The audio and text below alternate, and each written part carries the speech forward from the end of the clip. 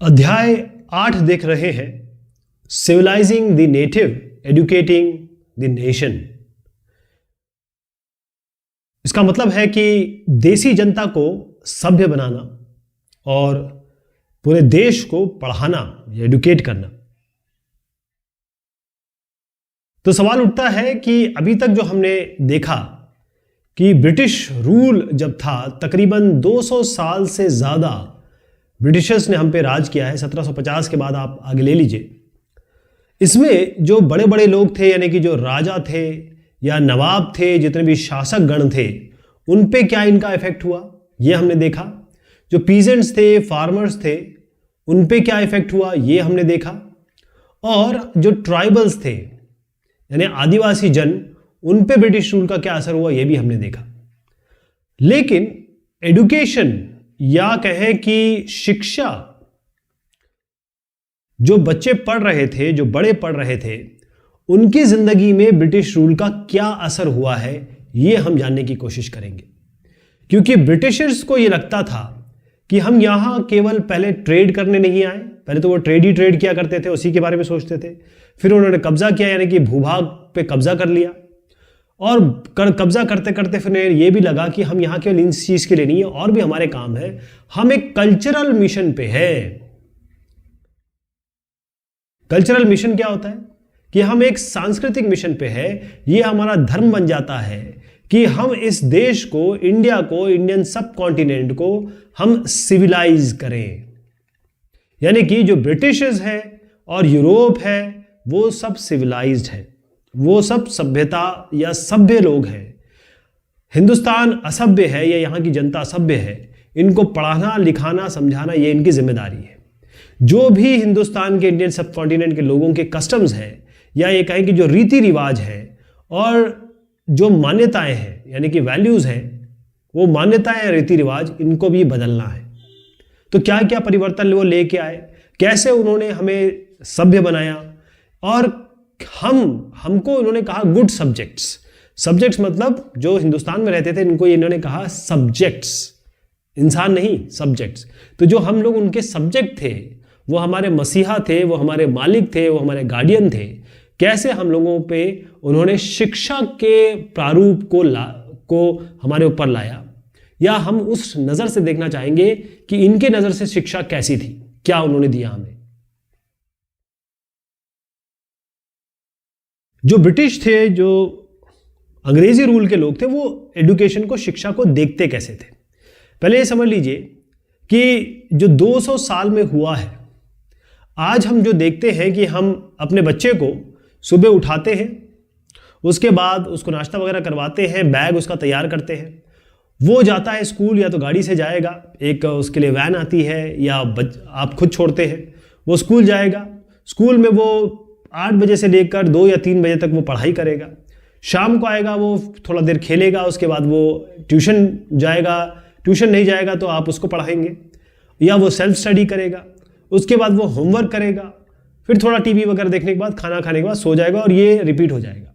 तो यहाँ पर जो आपने पढ़ाई का समय देखा कि भाई उसके एग्जाम भी हो रहे हैं, उसका असाइनमेंट भी उसको मिल रहा है, वो भी कर रहा है, और तमाम चीजें जो हो रही हैं। तो हम जो आज देख रहे हैं ये आज नहीं हुआ, इसको सालों साल लगे हैं। इन 200 सालों में जो परिवर्तन हुए उनकी चर्चा हम करेंगे।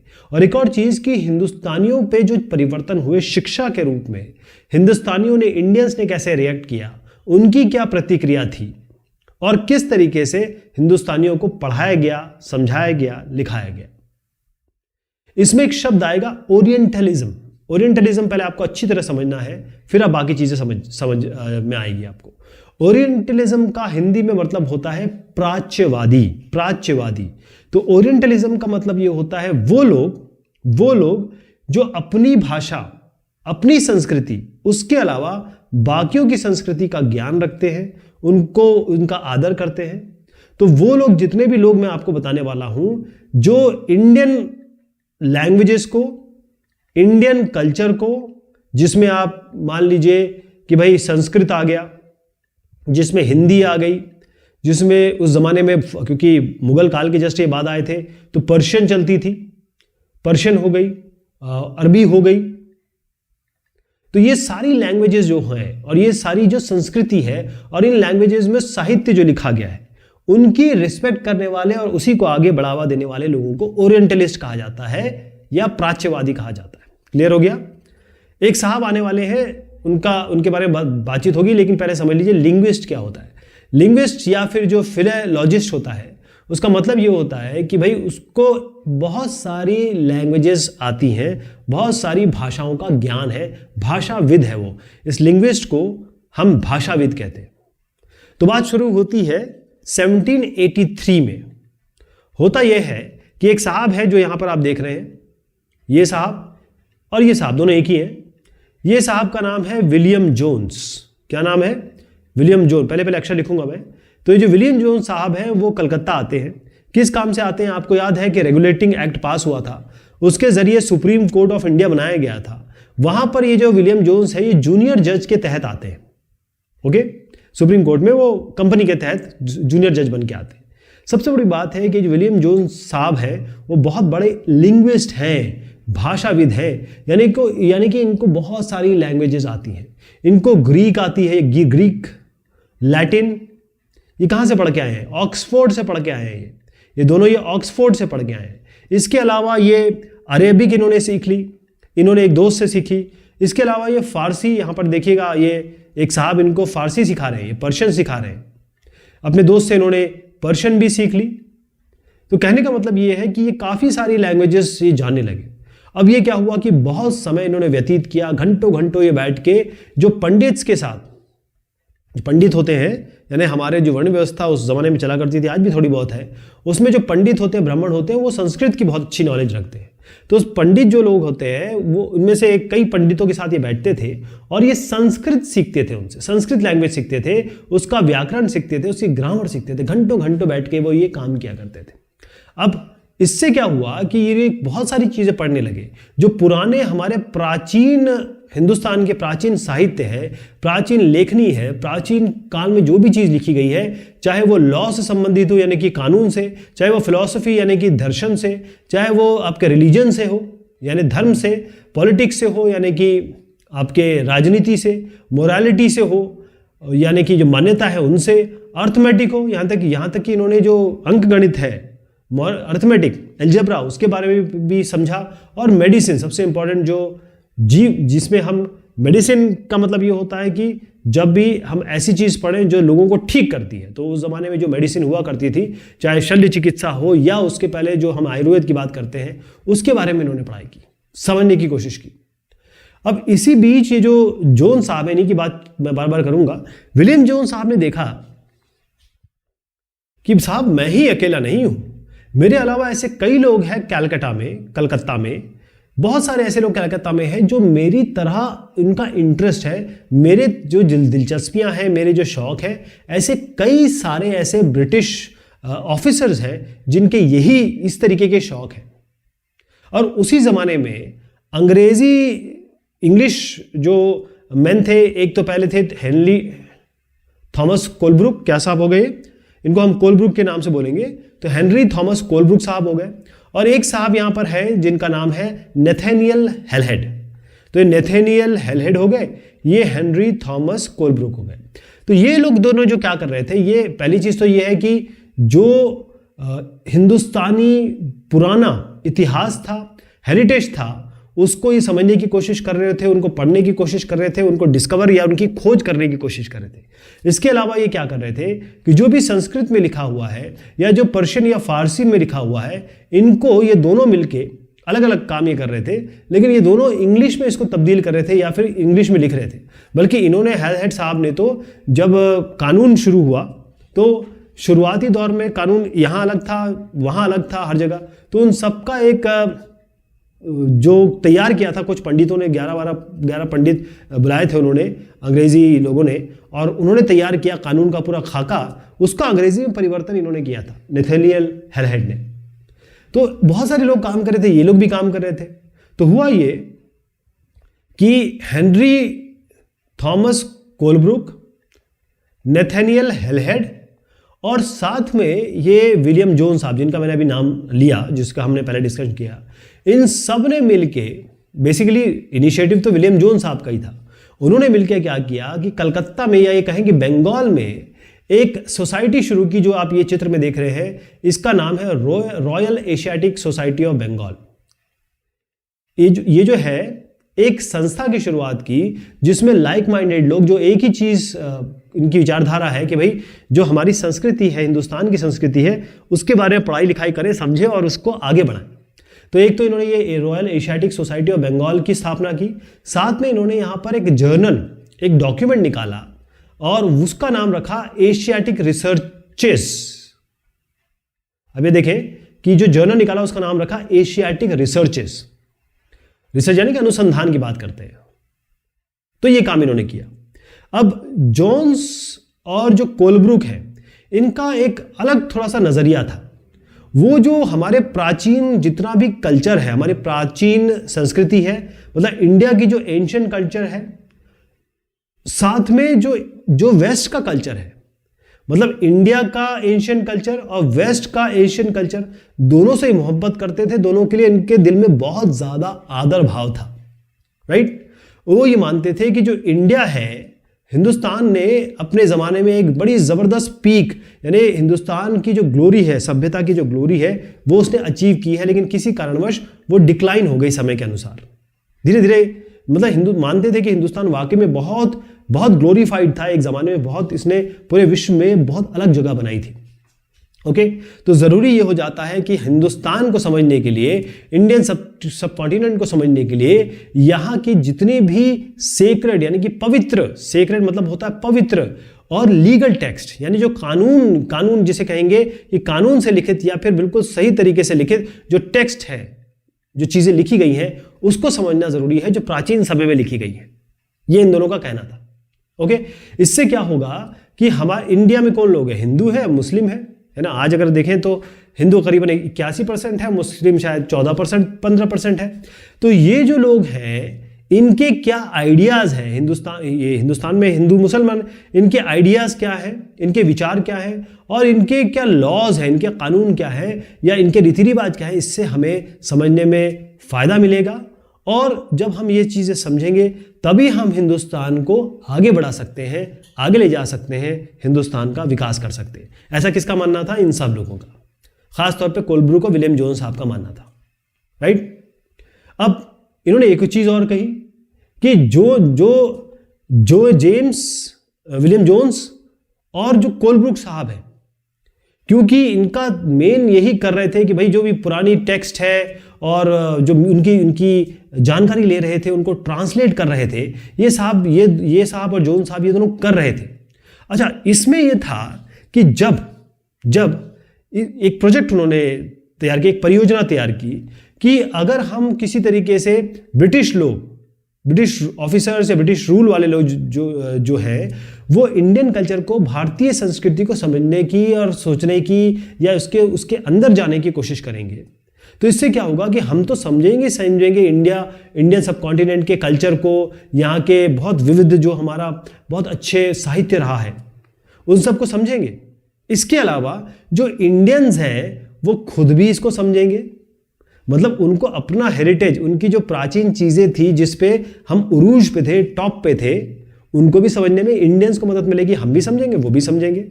तो होगा ये कि हिंदुस्तानी ये जानेंगे कि हम गुजरे ज़माने में कितने टॉप लोग थे, हमारा पास्ट कितना ग्लोरीफाइड है, हमारा जो प्राचीन सभ्यता है कितनी बेहतरीन है। ओके, तो होगा ये कि जो ब्रिटिश लोग हैं वो एक तरीके से गार्जियन बन जाएंगे, अभिभावक बन जाएंगे इंडियन कल्चर के, और क्योंकि अभिभावक बनेंगे इस तरीके से मास्टर भी बन जाएंगे।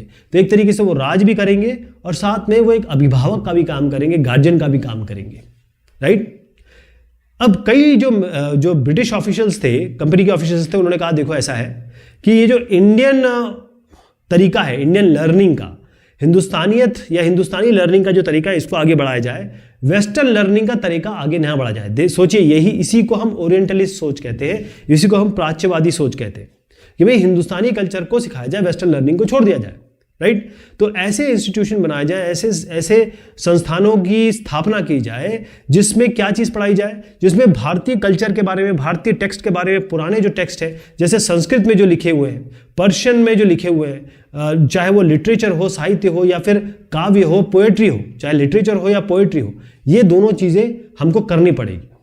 तो इससे क्या होगा कि हिंदू और मुसलमान, उनको वो चीज़ पढ़ाई जाए, उनको उस तरीके की इंडियन लर्निंग दी जाए, तो हिंदू और मुसलमान वही चीज़ पढ़ेंगे जो वो जानते हैं। उनको नई चीज़ क्यों पढ़ाई जाए? तो यानी कि जो उनकी वैल्यूज़ थे, जो पुरानी सारी चीज़ें थी, वो उसको जो जिसकी वो रिस्पेक्ट और मानते हैं उस चीज़ को, उसी को पढ़ाया जाए तो वो उसकी रिस्पेक्ट भी करेंगे, उसको उनको मज़ा भी आएगा एक तरीके से, और हमारी भी एक तरीके से अच्छी बात होगी। क्यों? क्योंकि हम उनके दिल में उतर जाएंगे, हम उनके दिल में उतर जाएंगे, हम उनके दिल में जगह बनाएंगे, क्योंकि हम उनको उन्हीं की चीज़ बता रहे हैं, उन्हीं की चीज़ सिखा रहे हैं। तो जो नेटिव्स होंगे उनका हम दिल जीत पाएंगे, राइट। तो इसी चीज़ के नाते जब ये डिस्कशंस हुए, ये सब कुछ बात हुई कि भाई अंग्रेज़ों को करना चाहिए, तो इन्हीं के William Jones, Henry Thomas Colebrooke के ये कहें कि विचारों से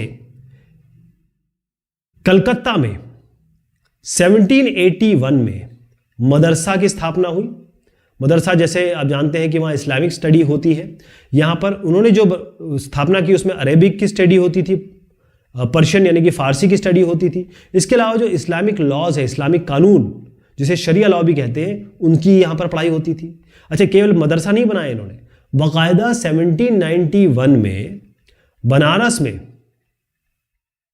जो बनारस है वहाँ पर हिंदू कॉलेज, इसकी स्थापना की गई।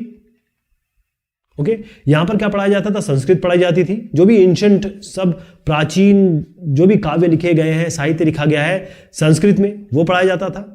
और ये इन्होंने सोचा कि ये पर्शियन और ये सब संस्कृत, ये पूरे देश का एडमिनिस्ट्रेशन करने में, या कहें कि वहां उसका प्रबंधन करने में, प्रशासन करने में बहुत बहुत अच्छा रहेगा। लेकिन बहुत सारे ऐसे ऑफिशियल्स थे जो इस हक में नहीं थे। वो ये जो प्राच्यवादी सोच थी, ओरिएंटलिस्ट सोच थी, उनके हक में नहीं थे। उनकी अलग सोच थी। और उनकी क्या सोच थी? देखिए, यहां पर सबसे पहले मैं जेम्स मिल साहब का नाम लूंगा, उसके बाद लूंगा एक बड़े साहब हुए मैकॉले साहब, थॉमस बेबिंगटन मैकॉले साहब। तो हुआ ये कि अर्ली 19th सेंचुरी की बात मैं कर रहा हूं, यानी कि 1800 से आगे की बात मैं कर रहा हूं। यहां पर क्या हुआ, कई ऐसे ब्रिटिश ऑफिशियल थे जो प्राच्यवादी सोच या ओरिएंटलिस्ट सोच से बिल्कुल अलग अलहदा सोचते थे। वो ये कहते थे कि जो ईस्ट है, ईस्ट मतलब हिंदुस्तान की बात हो रही है। देखिए, इंग्लैंड यहाँ है, यूरोप यहाँ है, उनके सारे ईस्ट में यहाँ पर अरब है, यहाँ पर इंडिया है ना। अगर मैप को थोड़ा सा सोचें आप, तो इनके सारे ईस्ट में जितने भी काव्य लिखे गए, जितने भी साहित्य लिखे गए, इनका ये मानना था, कई लोगों का ऐसा मानना था कि ये जो साहित्य लिखे गए हैं वो, उसमें तो एरर है, त्रुटिपूर्ण है। सबसे पहले तो बहुत सारे एरर है, और अनसाइंटिफिक, अवैज्ञानिक थॉट्स है इसमें, अनसाइंटिफिक लिख देता हूँ ये, राइट। जो भी लिखे गए ये बिल्कुल नॉन सीरियस, मतलब इसमें कोई सीरियसनेस है ही नहीं, नॉन सीरियस कर दीजिए। और इसके अलावा लाइट हार्टेड है, मतलब बहुत ही हल्के में लिख दिए गए, मेहनत नहीं की गई इसमें, राइट। तो इनका ये कहना था कि यार देखो, जो आप मदरसा पे पैसा खर्च कर रहे हो, जो आप संस्कृत कॉलेज पे पैसा खर्च कर रहे हो बनारस में और कलकत्ता में, इस पे पैसा खर्च करने की जरूरत नहीं है। ये जो अरेबिक की स्टडी करा रहे हो, या फिर आप संस्कृत की जो एंशिएंट लिटरेचर या उसका व्याकरण, लैंग्वेज, इसकी पढ़ाई में पैसा खर्च कर रहे हो, ये बिल्कुल करने की जरूरत नहीं है। तो ये कौन बोल रहे थे? सबसे पहले ये साहब जो देख रहे हैं आप चित्र यहाँ पर, ये नाम है जेम्स मिल। जेम्स मिल सबसे पहले इन्होंने अटैक किया किनको? प्राच्यवादियों को। उन्होंने कहा कि भाई ऐसा है, जो नेटिव्स चाहते हैं, देसी जनता चाहती है, उनको वो क्यों पढ़ाया जाए भाई, हमको कौन सा इनके दिल में बैठना है। इन्होंने कहा कि हमको उनको दिल में नहीं उतारना है, हम उनके दिल में नहीं उतरना चाहते। देखिए, जो एजुकेशन है उसका एम क्या होना चाहिए? उसका एम ये होना चाहिए, जेम्स मिल साहब बोल रहे हैं, वो ये कहते हैं कि भाई जो भी हम पढ़ाना चाहेंगे, एजुकेशन का मतलब ये होता है कि एजुकेशन यूजफुल हो यानी कि किसी तरीके से काम आए, और प्रैक्टिकल हो यानी कि व्यवहारिक हो। ये उनका कहना था। यानी जो हिंदुस्तानी है, नेटिव्स है, इनको हम पहले तो हम वैज्ञानिक तरीके समझाएं, और उसके बाद जो टेक्निकल एडवांसेस, यानी कि जो भी आगे बढ़ी हैं चीज़ें टेक्निकली, प्रौद्योगिकी में टेक्निकल एडवांसेस हुए, वो हम बताएं, और ये समझाएं कि ये सब जो हुआ है वेस्ट में, वेस्ट मतलब जो यहाँ की बात हो रही है, यूरोप और इंग्लैंड की, जो ये सब चीज़ें हुई हैं वो कैसे हुई हैं, कैसे इसके लिए काम किया गया है, वो सब हम सिखाएं। हम क्यों उनको पुराने लिटरेचर और सेक्रेड लिटरेचर और ये संस्कृत और अरबी और पर्शियन सिखाते रहे? ये किसका कहना था? जेम्स मिल साहब का। अब उसके बाद एक और साहब आए और उनके नाम पे भी काफ़ी चीज़ें हुई। देखिए थोड़ा सा अब 1830 तक आते आते ना जो प्राच्यवादी थे, ओरिएंटलिस्ट, उन पे बहुत ज़्यादा अटैक होने लगे थे, उन पे बहुत ज़्यादा क्रिटिसिज्म होने लगा था, उनकी आलोचना की जा रही थी। तो उन्होंने ये कहा सबसे ज़्यादा जो आउटस्पोकन थे, यानी कि जो बहुत मुखर थे और इन्फ्लुएंशियल थे, वो साहब थे, उनका नाम मैं बता रहा हूँ, थॉमस बेबिंगटन मैकॉले। थोड़ा देख लीजिए यहाँ पर और दिमाग में बिठा लीजिए, थॉमस बेबिंगटन मैकॉले। तो ये बड़े मुखर आदमी थे, ठीक। इन्होंने ये कहा कि भाई ये जो कंट्री है ना, इंडिया या इंडियन सब कॉन्टिनेंट, ये एक असभ्य कंट्री है, यानी कि अनसिविलाइज्ड कंट्री है, इसको सभ्य बनाना पड़ेगा, इसको सभ्यता देनी पड़ेगी, राइट। तो उससे क्या हुआ कि इन्होंने कहा कि पूरा अगर हम पूरी लाइब्रेरी ले लें, उसमें हमारी जो लाइब्रेरी है उसमें एक छोटा सा जो शेल्फ है, इसी के अंदर इंडियन और अरबिक ये सारे साहित्य समा जाएंगे, मतलब इनमें दम नहीं है कुछ। तो उन्होंने कहा कि जो ये मदरसा और ये बनारस का कॉलेज बनाने में जो पैसे खर्च किए जा रहे हैं, पब्लिक मनी खर्च किया जा रहा है, बिल्कुल इसको बंद करना चाहिए। जो प्राच्यवादी लोग कर रहे हैं या आप कहने को कर रहे हैं, बिल्कुल इसको खत्म कर देना चाहिए, राइट। तो मैकॉले साहब ने सीधा कहा कि भाई ऐसा है, जो इंग्लिश लर्निंग तरीका है, इंग्लिश को एक तो आपको तरीका बनाना चाहिए पढ़ने का, और इसी इंग्लिश लर्निंग का तरीका अपनाना चाहिए। तो इससे क्या होगा, जैसे ही इंग्लिश सीख जाएंगे कौन? इंडियंस। जैसे ही इंडियंस जो है वो इंग्लिश सीख जाएंगे, तो उनको जितना भी बढ़िया साहित्य लिखा गया है वेस्ट का, यानी जो अंग्रेजों ने लिखा है, उसको पढ़ने में बहुत मजा आएगा, उसको पढ़ने में उनको नई नई चीजें पता चलेगी, और वो ये भी जानेंगे जो साइंस और फिलॉसफी, यानी जो विज्ञान और दर्शन में जो भी वेस्ट ने काम किया है, वो इनको जानने का मौका मिलेगा। इससे क्या होगा, जैसे हम इंग्लिश सिखा देंगे इंडियंस को, तो इनका जो टेस्ट है, इनकी सोच, इनका टेस्ट, इनकी मान्यताएं, इनका कल्चर, रीति रिवाज, ये सारी की सारी चीजें हम चेंज कर पाएंगे, जो कि अभी अच्छी नहीं है, राइट। तो हुआ ये कि मैकॉले साहब ने बकायदा एक दस्तावेज या फिर एक मिनट्स लिखे, पॉइंट्स लिखे, और उससे क्या हुआ कि जो इंग्लिश एजुकेशन एक्ट है 1835 का, ये इंट्रोड्यूस किया गया, ये इसको लाया गया। डिसीजन ये था कि अंग्रेजी को, अब ध्यान रखिएगा, ये जब ये आया ना 1835 में, 1835 में इंग्लिश एजुकेशन एक्ट, इसमें ये था कि भाई अंग्रेजी को जो हायर एजुकेशन है, ध्यान रखिएगा हायर एजुकेशन, अभी लोअर एजुकेशन में यानी कि एलिमेंट्री लेवल पे नहीं गए, जो हायर एजुकेशन है वहां पर इसको माध्यम बनाया जाएगा अंग्रेजी को, ओके। और जितने भी ओरिएंटलिस्ट इंस्टीट्यूशन थे, या ये कहें जो प्राच्यवादी इंस्टीट्यूशन थे, कलकत्ता में क्या था? मदरसा, और बनारस में क्या था? संस्कृत कॉलेज। इन सबको बिल्कुल थोड़ा सा इनका प्रमोशन या प्रोत्साहन इसका बंद कर दिया जाएगा, क्योंकि इसको कहा गया कि ये अंधकार के मंदिर हैं, यहां पर अंधकार के अलावा कुछ नहीं मिल रहा है। और उसके बाद अंग्रेजी में टेक्स्ट बुक छपने लगी। क्लियर हो गया? इन्होंने क्या कहा? Education of for commerce. लेकिन इससे पहले मैं आपको दो चीजें बताना चाहूंगा। पहली चीज देख लीजिएगा कि ये ओरिएंटलिस्ट का मतलब ये होता है वो लोग जो बहुत बढ़िया कल्चर को, एशियाटिक कल्चर को और इनकी लैंग्वेज को समझते हैं और उसकी इज्जत करते हैं, प्राच्यवादी लोग।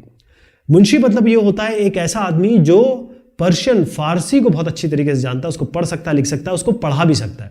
वर्नाकुलर का मतलब ये हो गया कि इन लोगों ने क्या किया, इंग्लिश के अलावा जितनी भी लैंग्वेज थे, चाहे संस्कृत हो, चाहे आपकी अरबिक हो, फारसी हो, पर्शियन हो, या कोई भी लैंग्वेज हो, इन सब लैंग्वेज को, जो इंग्लिश के अलावा लैंग्वेज है, उन सबको इन्होंने वर्नाकुलर कहा। बस ये ध्यान रखना है। वर्नाकुलर का मतलब यही है कि जो हमारी लैंग्वेज है, इसके अलावा जितनी भी लैंग्वेज है, उनको वर्नाकुलर कहा। अभी आपको यहां तक से समझ में आएगा। यहां पर एक बहुत बेहतरीन चित्र है। ये जो साहब दिख रहे हैं, ये साहब दोनों एक ही है, इनका नाम है वॉरेन हेस्टिंग साहब। तो ये मॉन्यूमेंट है, कहां पर है? ये जो विक्टोरिया मेमोरियल है कलकत्ता में, वहां पर आपको ये मॉन्यूमेंट मिलेगा। और इसमें आप देखेंगे कि ओरिएंटलिस्ट, ये ओरिएंटलिस्ट है, यानी ये प्राच्यवादी है। सबसे बड़ा सपोर्टर जो प्राच्यवादियों के थे, ये वॉरेन हेस्टिंग साहब थे। कौन साहब थे ये बताना है मेरे को। अब मैं थोड़ा एग्जाम्पल दे देता हूँ। ये पहले कुछ रहे, वायसराय या गवर्नर जनरल, ये आप मुझे बताएंगे, ठीक है। तो ये जो साहब है, ये एक बीच में खड़े हुए हैं। इनके यहाँ पंडित साहब कह रहे हैं, पंडित जी खड़े हुए हैं, और यहाँ पर बैठे हैं मुंशी जी। मुंशी कौन है? जो पर्शियन बहुत अच्छी तरीके से जानते हैं। तो यहाँ पर ये हो रहा है कि भाई सारे लोगों को दिखाने का मतलब ये है कि वर्नाकुलर लैंग्वेज, यानी कि इंग्लिश के अलावा सारी लैंग्वेज, चाहे पर्शियन हो, चाहे वो संस्कृत हो, उसके बारे में बात हो रही है। तो आप देखेंगे कि इन साहब को कलकत्ता का जो मदरसा है वो वॉरेन हेस्टिंग के कारण ही आया। और बेसिक ये था इनका सोचना कि जो हिंदुस्तान है, उनको उनका कल्चर, उनकी भाषा ये सिखाई जाए तो ज़्यादा बेहतर है। ये वर्नाकुलर लैंग्वेज समझाने की कोशिश की, अलग अलग लैंग्वेज। Educating the nation. अब शिक्षा का वाणिज्य के लिए उपयोग या एडुकेशन फॉर कॉमर्स, ये कैसे हुआ? देखिएगा, कहानी इस तरीके से है। इन साहब का नाम आने वाला है चार्ल्स वुड साहब। ये आप देख रहे हैं पहले वायसराय। तो इन साहब को देख लीजिए, इनका नाम आने वाला है। अभी हुआ ये कि ये है ईस्ट इंडिया कंपनी जो इंग्लैंड में है, इनका हेड ऑफिस कह लीजिए, और ये है ईस्ट इंडिया कंपनी जो इंडिया में है, हिंदुस्तान में। तो यहाँ पर जो ईस्ट इंडिया कंपनी में जो लंदन की है, ये इंडिया की है, तो यहाँ पर जो कोर्ट ऑफ डायरेक्टर्स है, यानी कि जो भी इनके हुक्मरान होंगे ईस्ट इंडिया कंपनी के यहाँ पे लंदन में, उन्होंने एक एजुकेशनल डिस्पैच भेजा, यानी कि एक डॉक्यूमेंटेशन, एक पोथी, एक निर्देश भेजा। कहाँ? ईस्ट इंडिया कंपनी किसको? गवर्नर जनरल ऑफ इंडिया को। ठीक है, गवर्नर जनरल ऑफ इंडिया को। अब इसको, ये जो डिस्पैच आया, जो कागजात आए, जो निर्देश आए, इसको किसने इशू किया था? इसको किसने चलन में लाया था? चार्ल्स वुड साहब ने। और ये साहब कौन थे? जो यहां पर कंट्रोल कर रहे हैं, यानी कि बोर्ड ऑफ कंट्रोल जो कंपनी का हिंदुस्तान में है, उसके ये साहब प्रेसिडेंट थे। और हम देखते हैं कि सिग्नेचर किसके होते हैं। हमारे यहाँ हर सिग्नेचर सरकारी काम में प्रेसिडेंट के होते हैं, या जो राज्यपाल होते हैं उनके होते हैं ना, उस तरीके से प्रेसिडेंट है। उन्होंने इसको चलन में लाया या निर्देशित किया, यहां से निर्देश आया, इन्होंने यहां पर हिंदुस्तान में चलाया। तो इसी को हम वुड्स डिस्पैच कहते हैं। बार बार ये नाम आने वाला है, वुड्स डिस्पैच। ये एक तरीके से आप समझ लीजिए कि निर्देश ही था, और इसमें बताया गया था कि हिंदुस्तान की एजुकेशनल पॉलिसी कैसे रहने वाली है, क्या हिंदुस्तान फॉलो करने वाला है। और ये बताया गया कि जो यूरोपियन टाइप ऑफ लर्निंग है, क्योंकि इंग्लैंड तो यूरोप में ही है ना, अभी वो अलग बात है कि ब्रेक्सिट का चल रहा है मामला, लेकिन आप देखा जाए तो इंग्लैंड और यूरोप आसपास, और वो यूरोपियन यूनियन का भी मेंबर था। तो यूरोपियन लर्निंग किस तरीके से फायदा पहुंचाएगी, क्या इसके व्यवहारिक फायदे हैं, प्रैक्टिकल बेनिफिट्स है यूरोपियन लर्निंग के, वो इस वुड डिस्पैच में बताया गया। पहली चीज जो इसमें बताई गई वो थी इकोनॉमिक। अभी आर्थिक तौर पे क्या फायदा कर रहा था, क्या चीज कर रहा था, इसमें बताया गया कि जो इंडियंस हैं उनको ये फायदा करेगा कि क्या क्या एडवांटेजेस हैं, क्या क्या फायदे हैं अगर हम ट्रेड को समझें, कॉमर्स को समझें और इसको एक्सपैंड करें। यानी कि इंडियंस को जब हम इस तरीके की शिक्षा देंगे तो वो ट्रेड और कॉमर्स का एक्सपेंशन या इसके बढ़ावे को समझेंगे और इसके फायदे समझेंगे। इसी तरीके से एक और चीज इसमें दर्ज थी, वो थी जो रिसोर्सेज है, रिसोर्सेज जैसे खनिज हो गए, हर तरीके का रिसोर्स, आप फॉरेस्ट ले लीजिए, या यहाँ भी जो पदार्थ पैदा होता है जो अलग बाकी जगह नहीं मिलता है, वो जो रिसोर्सेज हैं उसकी इंपॉर्टेंस क्या है, वो इंडियंस को पता चलेगी, हिंदुस्तानियों को, इस शिक्षा के जरिए। और फिर क्योंकि ये समझ जाएंगे कि रिसोर्सेज क्या है, ट्रेड और कॉमर्स क्या है, और क्योंकि यूरोपियन लर्निंग हो रही है, तो इससे क्या होगा कि इनके जो टेस्ट है, हिंदुस्तानियों के जो टेस्ट है, जो पसंद करते हैं या जो जिसकी वो इच्छा करते हैं, डिज़ायर करते हैं, वो भी चेंज होगा। और जब इनके जो टेस्ट और डिज़ायर चेंज होंगे, यानी कि जैसे आज हम प्यूमा का जूता लेने जाते हैं, एडिडास का लेने जाते हैं, पहले हम क्या करते थे कि हमारे जो पड़ोस में एक मोची साहब होते थे, उनके पास जाते थे, जूते का नाप देते थे, जूता बन जाता था। तो टेस्ट और डिज़ायर कैसे बढ़ता है, जब आपको बताया जाएगा ना, तो इससे क्या होगा कि जब इनको बता दिया जाएगा तो डिमांड बढ़ेगी किसकी, जो ब्रिटिश गुड्स है, ब्रिटिश सामान की यहाँ पर रिक्वायरमेंट होगी, वहाँ हिंदुस्तानी लोग उसे पूछेंगे, जानेंगे और फिर उसकी रिक्वायरमेंट पेश करेंगे। बेसिकली क्या है कि हिंदुस्तानियों का टेस्ट यूरोपियन सामान या अंग्रेजी सामान के लिए तैयारी कराई जाए, उस तरीके से यूरोप में जो पैदा सामान हो रहा है उसका मार्केट बन जाए हिंदुस्तान, ये बात हुई थी। इन्होंने वुड्स डिस्पैच में और बाकी चीजें भी आलेखित की। तो वुड डिस्पैच में एक चीज ये थी कि जो मॉरल कैरेक्टर है, मॉरल कैरेक्टर क्या होता है, यानी आपका जो नैतिक व्यवहार है। आप कोई चीज, जैसे मान लीजिए आपके पास आप चल रहे हैं और ₹1 गिरा मिला आपको, मान लीजिए ₹500 का नोट है, आप क्या करेंगे, उठा के चुपचाप जेब में रख लेंगे या आसपास पूछेंगे। ये आपका मौलिक या कहते हैं नैतिक कैरेक्टर दिखाता है कि आप ट्रूथफुल है या आप ऑनेस्ट है आप सच्चे हैं, ईमानदार हैं। अगर आप ये डिस्पैच में बताया गया कि अगर हम यूरोपियन लर्निंग कराएंगे, हमारे तरीके की लर्निंग कराएंगे, तो कंपनी को बैठे बिठाए सिविल सर्वेंट्स मिल जाएंगे। ICS होता उसके बाद, इंडियन सिविल सर्विस का एग्जाम, जो हम इंडियन एडमिनिस्ट्रेटिव सर्विस के नाम से आज जानते हैं। तो इससे क्या होगा कि जो सिविल सर्वेंट्स हैं वो उनको मिल जाएंगे हिंदुस्तानी, जो ऑनेस्ट भी होंगे, ट्रूथफुल भी होंगे, जिस पे विश्वास किया जा सके, हिंदुस्तानियों पे विश्वास किया जा सके, ऐसी शिक्षा अगर उन्हें दे दी जाए। इनका मानना था, इसमें यह भी आलिखित किया गया, रेखांकित किया गया कि जो ईस्ट है, ईस्ट हम बार बार बात कर रहे हैं, इसमें अरब भी आता है, इसमें इंडिया भी आता है। तो ईस्ट का जो लिटरेचर है, इसका जो साहित्य है, वो पूरी तरीके से गंभीर गलतियों से, एरर से भरा हुआ है, ऐसा इनका कहना था। तो अगर ये चीज पढ़ाई जाए तो ना तो ये ट्रूथफुल रहेंगे, ना ये ऑनेस्ट रहेंगे, ना ये सच्चे रहेंगे, ना ईमानदार रहेंगे। दूसरा, इनकी जो, अगर ये हम लोग इनको अपनी नौकरी पर रखते हैं तो ड्यूटी के लिए जो कमिटमेंट होता है, ड्यूटी के लिए जो कटिबद्धता होती है, और दूसरा जो स्किल है, काम करने के लिए आपको स्किल्स होना चाहिए। जैसे आप कंप्यूटर इंजीनियर है तो आपको कंप्यूटर साइंस के बारे में पूरा आना चाहिए। तो जो स्किल्स हैं खासतौर पर प्रशासन के लिए, एडमिनिस्ट्रेशन के लिए, वो डेवलप हो पाएंगे इससे, क्योंकि अगर ईस्ट की शिक्षा दे दी जाए तो ये नहीं डेवलप कर पाएंगे, ऐसा वुड डिस्पैच में मानना था। तो हुआ ये कि 1854, जैसे मैंने अभी भी आपको डेट बताई, जब ये आया उसके बाद बहुत सारे मेजर्स लिए गए, बहुत सारे कदम लिए गए हिंदुस्तान की शिक्षा में परिवर्तन लाने के लिए। पहली चीज तो यह है कि सारी शिक्षा कंट्रोल में रहे, यानी ब्रिटिशर्स की कंट्रोल में रहे। तो उसके लिए उन्होंने एजुकेशनल डिपार्टमेंट बनाए, ताकि जो भी एजुकेशन से रिलेटेड मैटर है, मामले हैं, वो सब किसके अधीन आ जाए? ब्रिटिश गवर्नमेंट, मतलब गवर्नमेंट के कंट्रोल में सारे वो मैटर आ जाएं जो एजुकेशन से रिलेटेड है। पहली चीज तो ये हो गई। बहुत सारी इन्होंने स्टेप कदम उठाए जिससे यूनिवर्सिटी एजुकेशन, यानी विश्वविद्यालय स्तर की जो शिक्षा है वो उसको बढ़ाया जाए, प्रसार किया जाए। हुआ ये था कि 1857 सेम समय जब सिपाही, मेरठ के और दिल्ली के जब सिपाही लोग ये रिवोल्ट कर रहे थे, ये आंदोलन कर रहे थे, प्रोटेस्ट कर रहे थे, उसी समय यूनिवर्सिटीज बन रही थी। कहां कहां?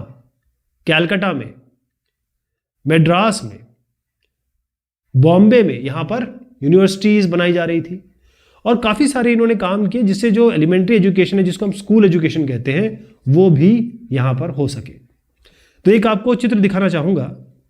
वो चित्र है, ये मुंबई यूनिवर्सिटी है, 19वीं शताब्दी की, सेम समय की बात मैं कर रहा हूं आपसे। काफी सुंदर है, बेहतरीन। पहले आपको मैं चित्र दिखाऊंगा, उससे आपको समझ में आएगा कि हम क्या डिस्कशन करने वाले हैं। ये कलर चित्र है, दोनों एक ही चित्र है। ये कलकत्ता के पास जो हुगली नदी है, बड़ी फेमस नदी है, उसके बैंक्स पे, उसके तट पर ये सेरामपुर कॉलेज है। ये जो सेरामपुर कॉलेज देख रहे हैं ना। एक और चीज इसमें आएगी, बैप्टिस्ट मिशन प्रेस। यहां पर चीजें पब्लिश भी होती थी, डॉक्यूमेंट पब्लिश भी होते थे। कलकत्ता, इंडिया की बात मैं कर रहा हूं। तो यहां पर आप देखिएगा, ये जो साहब है, इनका नाम है विलियम कैरे साहब। अब ये थे स्कॉटिश मिशनरी, यानी स्कॉटलैंड, हम स्कॉटलैंड इंग्लैंड दोनों को ही तो ब्रिटिशर्स कह रहे हैं। ये थे स्कॉटलैंड की मिशनरी मतलब प्रचारक, धर्म प्रचारक। तो इन्होंने मदद की, यानी कि इन्हीं का इनिशिएटिव था, जिससे सिरमपुर मिशन, जो मैंने आपको बताया ना जगह है, इस मिशन की स्थापना हुई, जो आप ये बिल्डिंग देख रहे हैं। तो मिशनरीज जो थे, प्रचारक थे, उनका ये मानना था कि एजुकेशन का मतलब क्या होता है। एजुकेशन का मतलब ये होता है, एक तो मॉरल कैरेक्टर, यानी कि नैतिक जो आचार विचार है, व्यवहार है, वो बढ़ाना है, लोगों का अच्छा करना है। और जब हम नैतिकता की बात करते हैं, जिसमें ट्रूथ आ जाती है, ऑनेस्टी आ जाती है, ईमानदारी आ जाती है, और सच्चाई, लोगों को मतलब नज़रिया, ये सब जो चीज़ आ जाती है, वो तभी हो सकती है जब क्रिश्चियन एजुकेशन दिया जाए।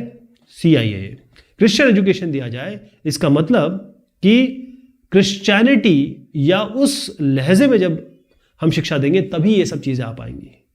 क्योंकि क्रिश्चियनिटी में बहुत सारी चीज़ें ऐसी है, हमने भी देखी है कि बहुत मदद का काम होता है, बहुत हेल्प का काम होता है। बाकायदा वो लोग फूड बैंक लगाते हैं और बहुत गरीबों की मदद करते हैं। तो 1813 तक जो ईस्ट इंडिया कंपनी थी, वो जो मिशनरी एक्टिविटी हो रही थी, धर्म प्रचार की जो एक्टिविटी हो रही थी ना, इसके सख्त खिलाफ थी।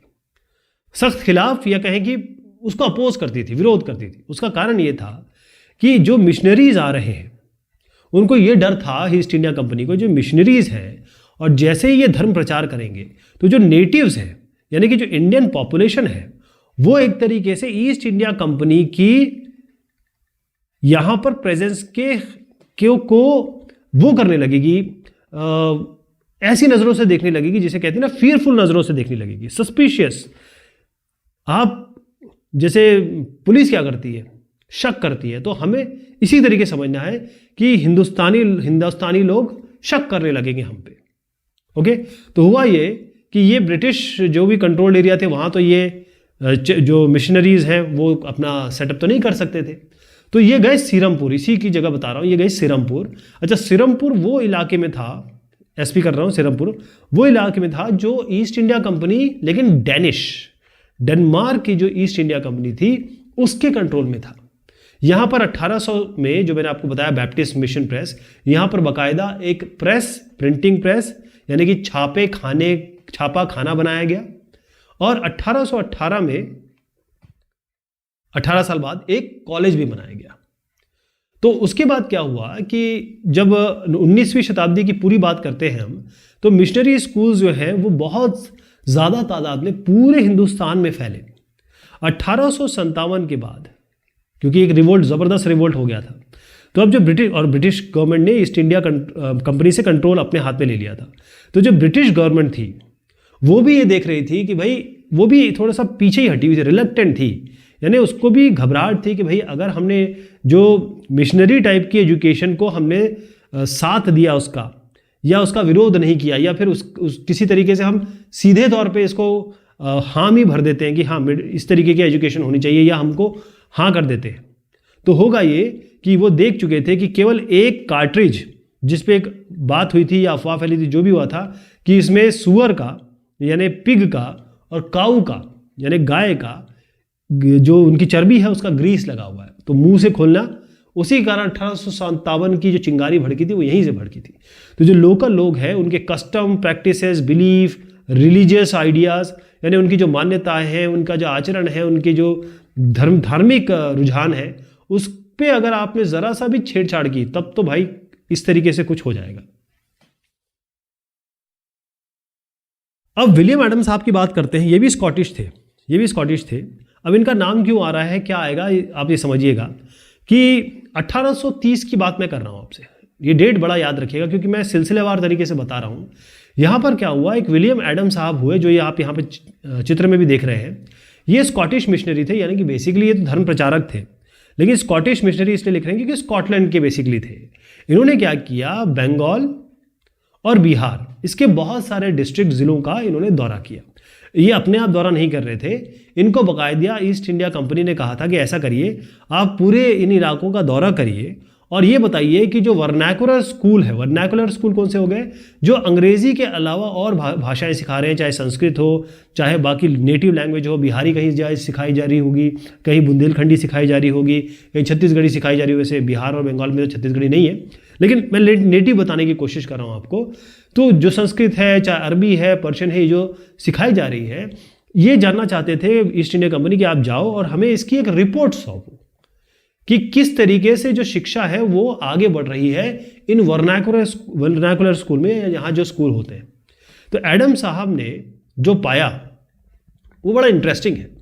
इंटरेस्टिंग इसलिए कि इन्होंने ये पाया कि 1 लाख से अधिक पाठशालाएं हैं।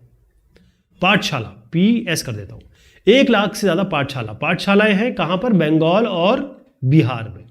अब ये जो छोटे छोटे इंस्टीट्यूशन, छोटी छोटी सी क्लासेस हैं जिसमें तकरीबन 20 बच्चे एक क्लास में तकरीबन होते हैं अगर एवरेज देखा जाए तो कहने का मतलब पाठशाला में बच्चे कितने पढ़ रहे हैं?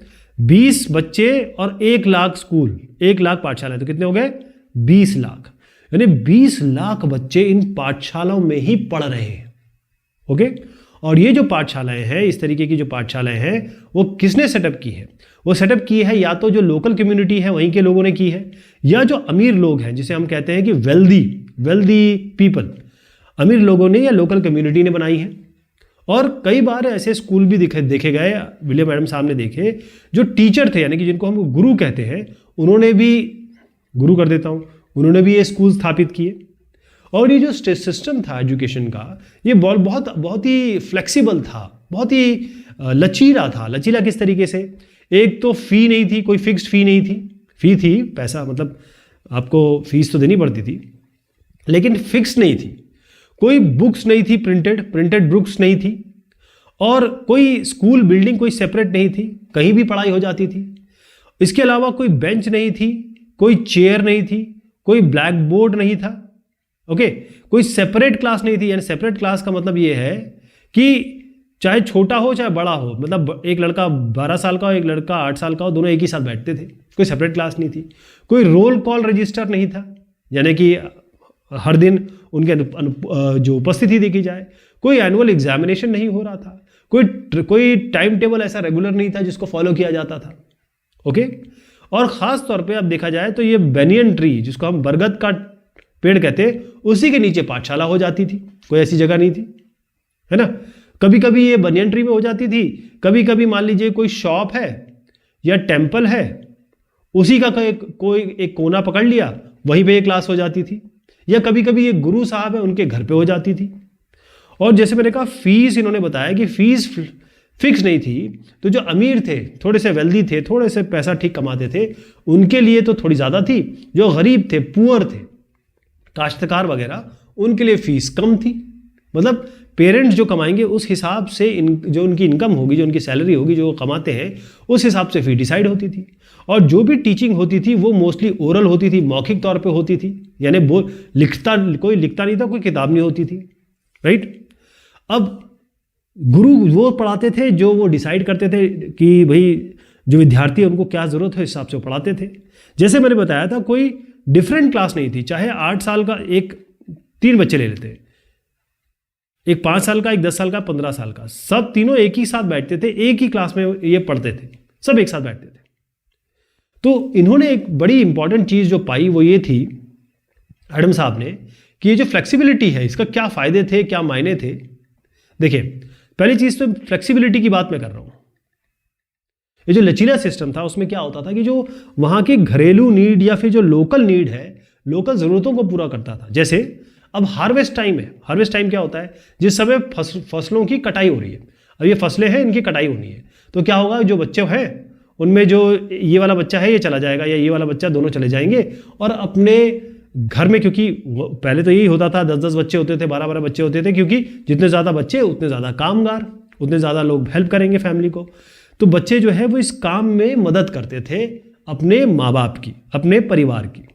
और जब ये हार्वेस्टिंग टाइम खत्म हो जाता था, कटाई का टाइम खत्म हो जाता था, मतलब इस समय स्कूल बंद हो जाता था, और जब ये कटाई हो जाती थी तो फिर दोबारा स्कूल रिज्यूम हो जाता था, दोबारा स्कूल चालू हो जाता था। तो जो गरीब बच्चे हैं, पुअर बच्चे, सबसे इंपॉर्टेंट बात है कि जो पुअर बच्चे हैं, गरीब बच्चे हैं, वो भी स्कूल जा सकते थे, वो भी स्कूल में पढ़ाई कर सकते थे। यहाँ एक चित्र दिखाया गया है।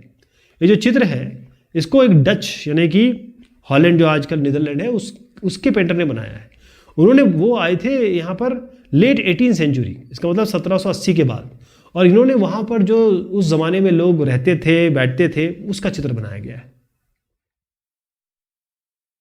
यहाँ पर आए नए रूटीन्स और नए रूल्स।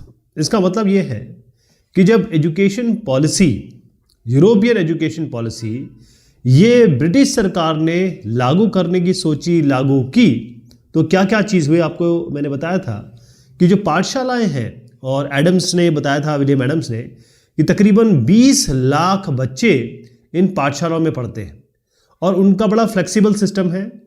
तो हुआ ये कि मिड 19th सेंचुरी, कहने का मतलब 1850 तकरीबन की बात मैं कर रहा हूँ, हुआ ये कि कंपनी बड़ी चिंतित थी हायर एजुकेशन के लिए, मतलब एलिमेंट्री के लिए नहीं, जो हायर एजुकेशन है ना, 12वीं के बाद जो परीक्षा होती है, उसके लिए बड़ी चिंतित थी। और हुआ ये कि जो लोकल पाठशालाएं चल रही थी उसके लिए उसने ज़्यादा इंटरफेरेंस किया नहीं, ज़्यादा मतलब कैसे टांग नहीं अड़ाई, और जो चलता था वो चलने दिया गया। लेकिन 1854 के बाद, जैसे मैंने आपको कहा कि भाई वर्नाकुलर एजुकेशन का मतलब क्या है कि वो सारी एजुकेशन ऐसी भाषाओं में जो अंग्रेजी के अलावा थी, अंग्रेजी के अलावा सारी भाषाओं को वर्नाकुलर कहते थे, उसमें जो भी पढ़ाई हो रही थी उस पर इन्होंने ध्यान दिया और कहा कि भाई हम इसको इम्प्रूव करेंगे, इसको आगे बढ़ाएंगे, इसको डेवलप करेंगे। तो उसके लिए क्या करना था, इसको आगे बढ़ाने के लिए एक तो इनको नए रूटीन्स लाने थे, नए रूटीन्स यानी अब ये टाइम टेबल, कैसे पढ़ाई होगी, किस तरह का पढ़ाई होगी, क्या शेड्यूल अपनाया जाएगा, समय सारणी क्या होगी, जैसे जो अलग अलग उन्होंने रूल्स बनाए थे वो लगाने हैं कि भाई कितनी फीस लगेगी, कब आएंगे, कब जाएंगे, कब छुट्टी होगी।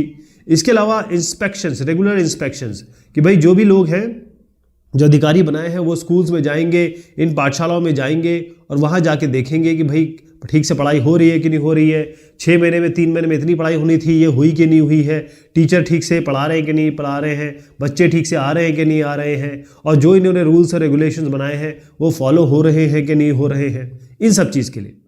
तो इन्होंने क्या किया कि सरकारी पंडित मतलब जो पंडे हैं, पुजारी हैं, गवर्नमेंट पंडित्स, इनको इन्होंने रिक्रूट किया।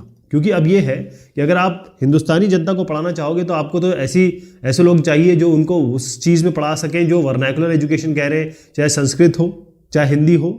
अब इन्होंने क्या किया कि जैसे एक पंडित है, एक पंडित साहब को इन्होंने 4 से तकरीबन 5 स्कूलों का काम दे दिया कि भाई अब आपका ये काम है। क्या क्या काम है, अब इन पंडित के काम दिखेगा एक एक करके।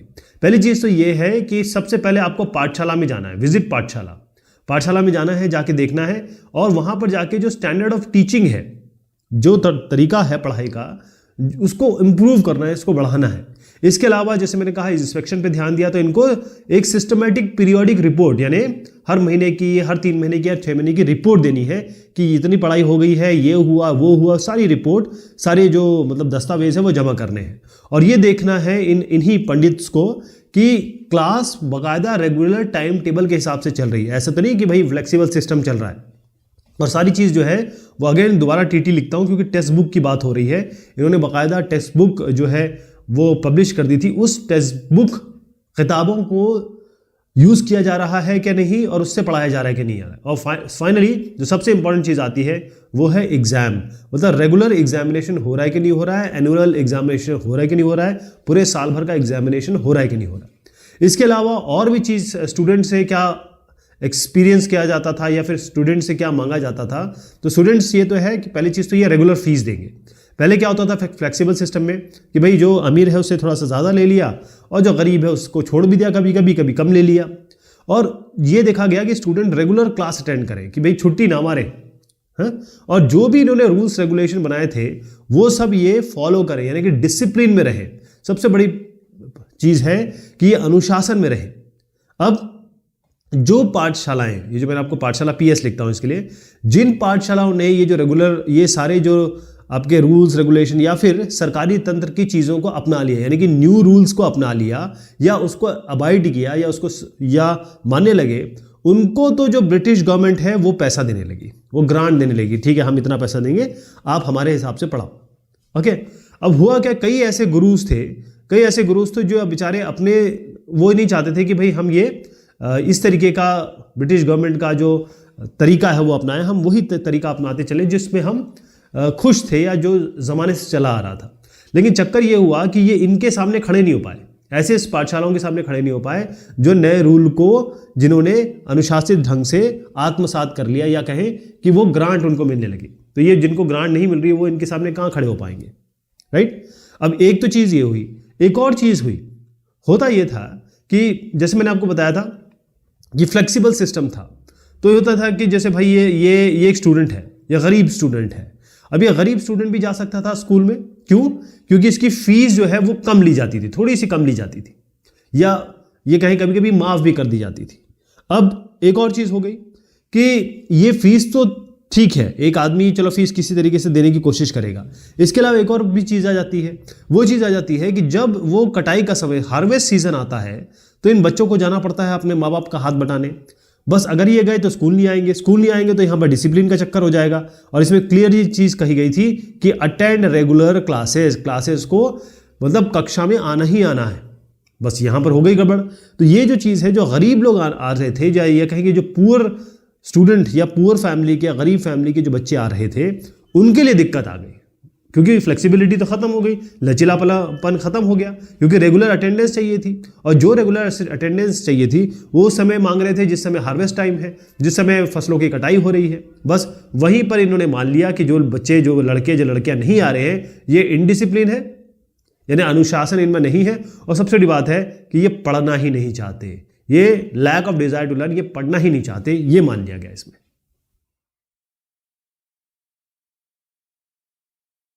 अब ये दो साहब लोग हैं, ये बहुत इंपॉर्टेंट लोग हैं, और सबने, मैं कहूँगा शिक्षा एक ऐसी चीज़ है जिसमें ब्रिटिश ने योगदान दिया या जैसे भी उसने सिस्टम चलाया। इसके अलावा हिंदुस्तानी लोग भी थे, वो भी बहुत ज़्यादा इस पर सोचा करते थे।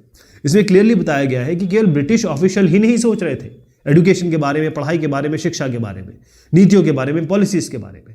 बहुत सारे ऐसे हमारे थिंकर्स थे जो अर्ली 19वीं सेंचुरी यानी 1800 से ही शुरू इन्होंने कर दिया था पढ़ाई के बारे में सोचना, शिक्षा के बारे में सोचना, किस तरीके से इसका प्रचार प्रसार किया जाए। ओके, कई लोग ऐसे थे कि जो वेस्टर्न एजुकेशन थी उसको सपोर्ट कर रहे थे, और वो चाह रहे थे कि यार ये जो वेस्टर्न एजुकेशन है इसको थोड़ा सा और बढ़ाया जाए, और ब्रिटिशर्स को वो कह रहे थे, ब्रिटिशर्स को, कि भाई स्कूल और खोलो, और ज़्यादा स्कूल खोलो, कॉलेज खोलो, यूनिवर्सिटीज़ खोलो, और थोड़ा सा पैसा और खर्च करो, यानी कि मनी, और सरकार को कहा कि भाई पैसा लगाओ इसमें। कई लोगों ने ऐसा कहा, लेकिन कई सारे ऐसे इंडियंस थे, और वो कौन से इंडियंस थे? कई सारे ऐसे इंडियंस थे जो इसके चीज़ों के खिलाफ थे।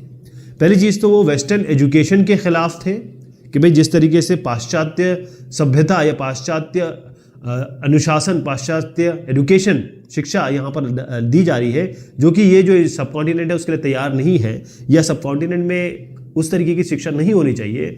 उसमें मुखर तौर पे हमारे रविंद्रनाथ ठाकुर साहब, जो कि टैगोर साहब जिनको कहते हैं, अंग्रेजों ने ठाकुर ठाकुर ठाकुर करते करते इनको टैगोर बना दिया।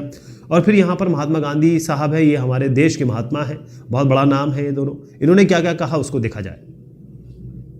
देखिए, सबसे पहले एजुकेशन हैज एनस्लेव्ड अस। अब गांधी जी का कहना था, महात्मा गांधी जी का कहना था कि जो कॉलोनियल एजुकेशन है, यानी कि जो वेस्टर्न एजुकेशन है, जो हमको अंग्रेजी सरकार दे रही है, उसने क्या किया है, जो हिंदुस्तानी है उनके दिमाग में एक इंफीरियरिटी कॉम्प्लेक्स डाल दिया है, सेंस ऑफ इंफीरियरिटी। इसका मतलब ये अपने को अंग्रेजों से कमतर आंकने लगे हैं, मानने लगे हैं। और सबसे बड़ी बात है कि एक हिंदुस्तान है, उसमें जो राष्ट्रवाद है, हिंदुस्तानियत है, या ये कहें कि अपने कल्चर के लिए जो प्रेम होना चाहिए, उसके लिए प्राइड होना चाहिए, उसके लिए इज्जत होनी चाहिए, उसके लिए एक कहें दम्भ होना चाहिए, वो सब नहीं रहा। वो एकदम से गुलाम हो गए।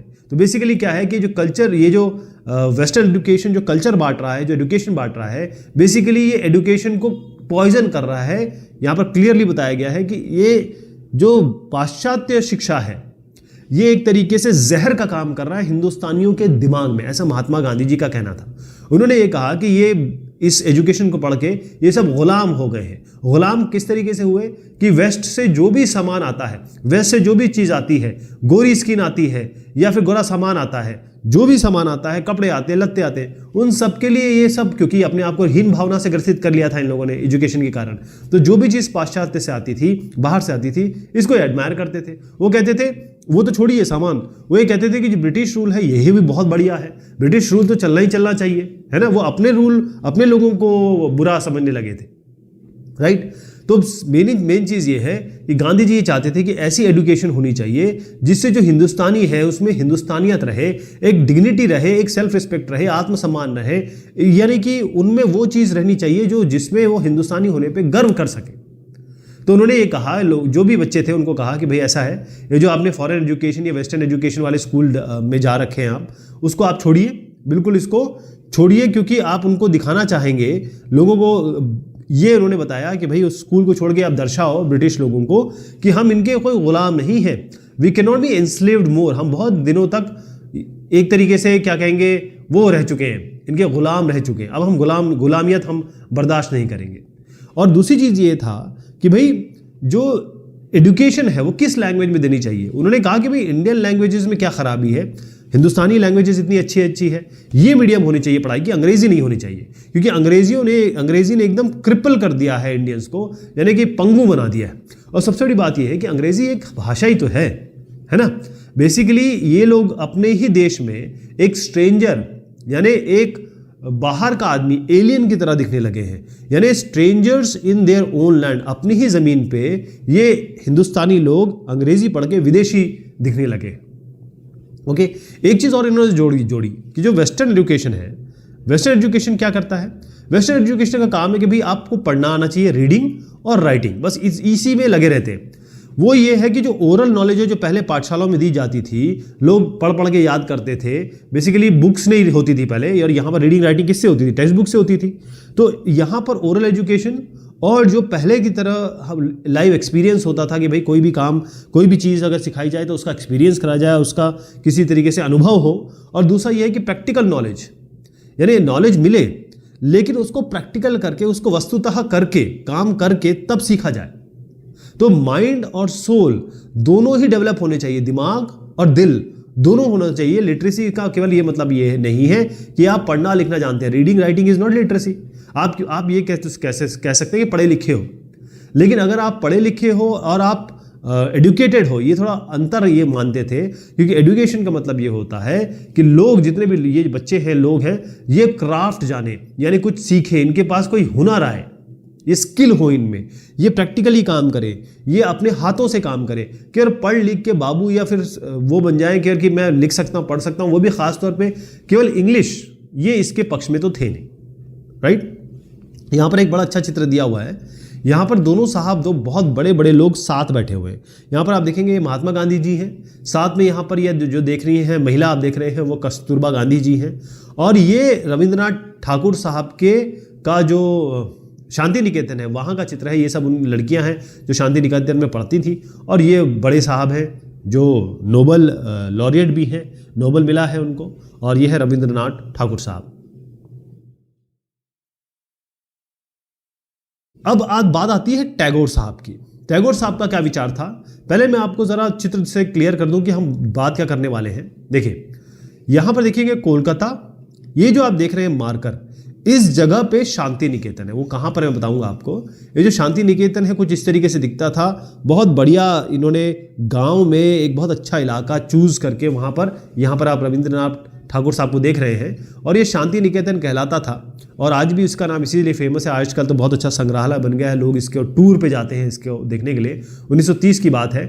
और आप देखेंगे यहाँ पर पेड़ पौधे, पक्षी चहचहा रहे हैं, और बिल्कुल कुदरत की छाँव में पढ़ाई हो रही है। तो कितनी अच्छी पढ़ाई होगी सोचिए।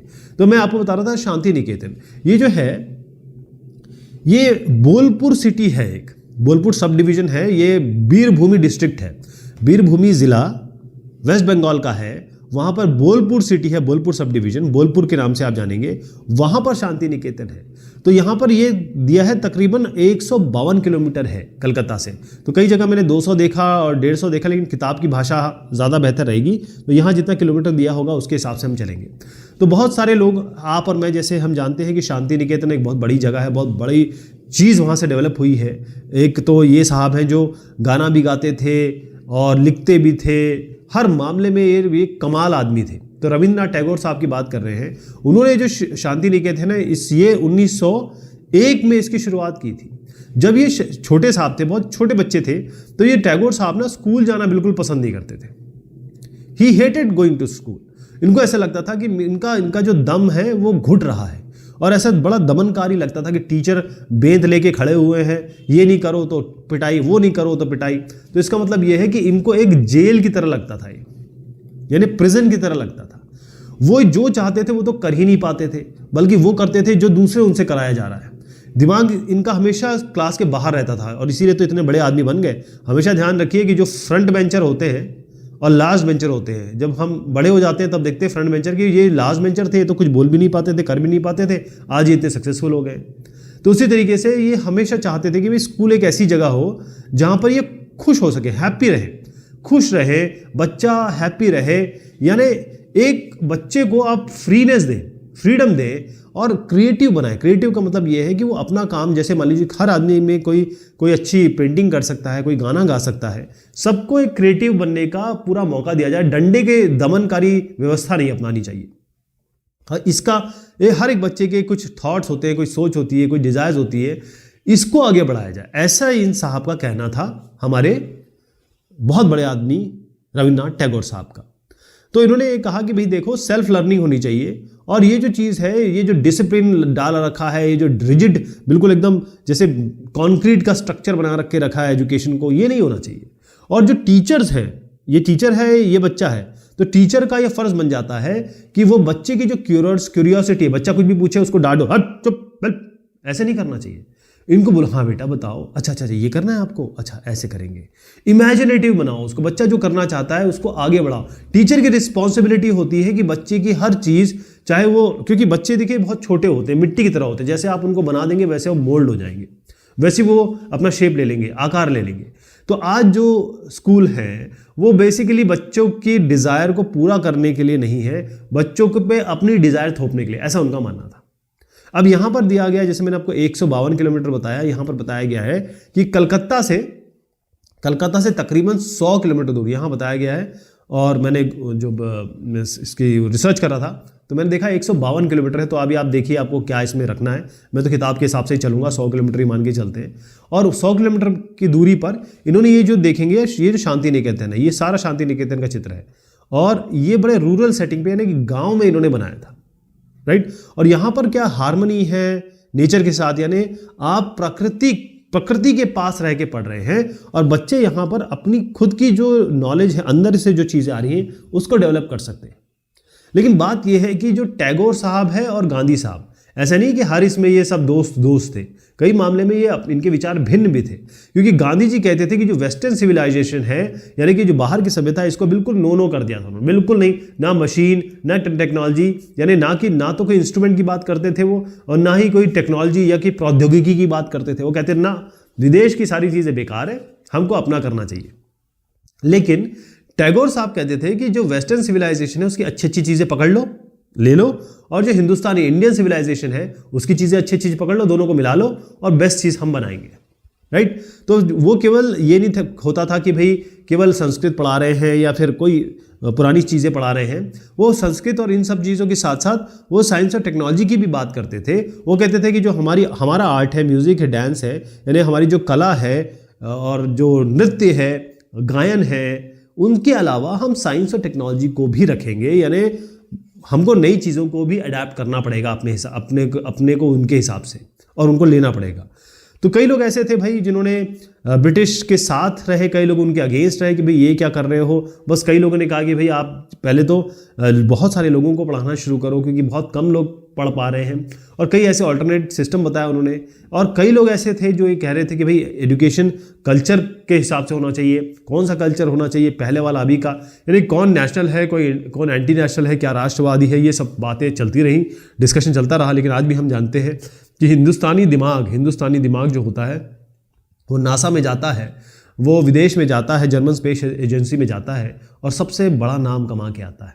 अगर आप देखें तो गूगल है ना, या फिर आप कहें कि माइक्रोसॉफ्ट, ये इनके जो भी मालिक हैं, और भी मैं नाम गिना दूंगा, इनके मालिक हिंदुस्तानी हैं, इनके मालिक इंडियन है, यानी कि सीईओ, मालिक तो नहीं कहूँगा, सीईओ, इनको हेड जो करने वाले हैं वो हिंदुस्तानी हैं। आप मुझे नाम बताएंगे अगर आपको पता होगा, गूगल का कौन है और यहाँ पर माइक्रोसॉफ्ट का कौन है। तो ये सब हिंदुस्तानी दिमाग बेस्ट है वर्ल्ड में, मैं आपको बता दूँ, जैसे आप लोगों का है। एक चित्र दिखाते हुए आगे बढ़ता हूँ। यहाँ पर ये चित्र देखेंगे कि एक मिशनरी स्कूल है कोयम्बटूर में, ये अर्ली 20वीं सेंचुरी के, यानी कि 1900 की बात मैं कर रहा हूँ। अब देखिए क्रिश्चियन मिशनरीज ने बहुत सारे स्कूल डाले हैं, और आज भी आप किसी भी सिटी में जाएंगे तो वहाँ जो क्रिश्चियन स्कूल हैं वो हमेशा अच्छे माने जाते हैं, क्योंकि बड़ा डिसिप्लिन होता है, बच्चे अच्छे पढ़ के निकलते हैं वहाँ से। तो वो सभ्यता अपनी रखनी ही है, नई चीज़ों को भी अडैप्ट करना है। यहाँ पर एक साहब हैं, वो है, उनका नाम है थॉमस आर्नोल्ड साहब।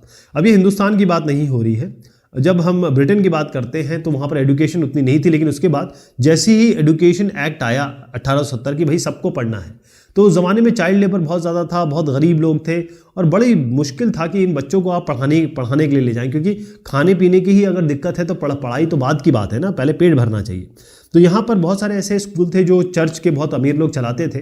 और उसके बाद क्या हुआ कि जो गवर्नमेंट ने जब ये चीज़ लाई कि भाई कंपलसरी स्कूलिंग होनी चाहिए बच्चों की, तो यहाँ पर थॉमस आर्नोल्ड साहब हैं, और ये हेडमास्टर बने एक प्राइवेट स्कूल था जिसका नाम था रग्बी।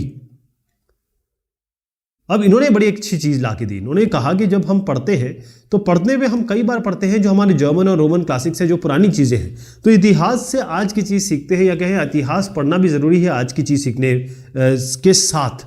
तो आर्नोल्ड साहब ने कहा कि किसी तरीके से जो क्लासिक्स है, जो पुरानी चीज़ें हैं, उससे हमारा माइंड जो है अनुशासन में आता है। उन्होंने कहा बच्चे जो होते हैं वो नॉर्मली अगर आप, इन्होंने बहुत स्ट्रॉन्ग चीज़ कही कि सैवेज होते हैं। सैवेज मतलब ये होता है कि एक ऐसा शब्द है, मतलब गुंडे होते हैं बच्चे, शुरुआत में गुंडे होते हैं बेसिकली। उनको हमको ये बताना पड़ेगा कि भाई क्या सही है क्या गलत है। बच्चे अनसिविलाइज्ड होते हैं, हम उनको बताएंगे क्या सही है गलत है और कौन सा बिहेवियर सही है, क्या बिहेवियर आपको अपनाना है। जब आप समाज में जाओगे, लोगों के साथ जाओगे, औरतों के साथ डील करोगे, लड़कियों के साथ डील करोगे, तो आपको किस तरीके से पेश आना है, किस तरीके से बात करनी है, ये आपको सिखाना, यही एजुकेशन की बेसिक पॉलिसी है। और सबसे बड़ी बात है कि जो हमारा जो इतिहास है उससे हमें बहुत सारी चीज़ें सीखने को मिलती है, ऐसा थॉमस आर्नोल्ड साहब का कहना था। बहुत बड़े ये थिंकर रहे, इन्होंने एजुकेशन में बहुत काम किया, तो इसलिए हम इनकी चर्चा कर रहे हैं। चलिए साहब, ये बात हुई इस चैप्टर की। बहुत शुक्रिया, बहुत मेहरबानी आप सभी की।